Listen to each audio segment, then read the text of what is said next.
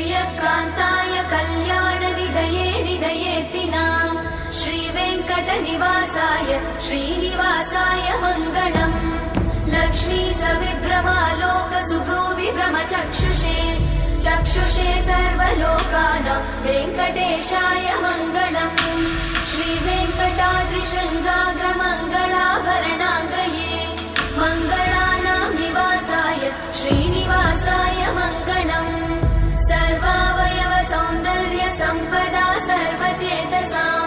सदा सम्मोहनायास्तु वेङ्कटेशाय मङ्गलम् नित्याय निरवध्याय सत्यानन्दचिदात्मने सर्वान्तरात्मने श्रीमद् वेङ्कटेशाय मङ्गलम् स्वतः सर्वविदे सर्वशक्तये सर्वशेषिने सुलभाय सुशीलाय वेङ्कटेशाय मङ्गलम्।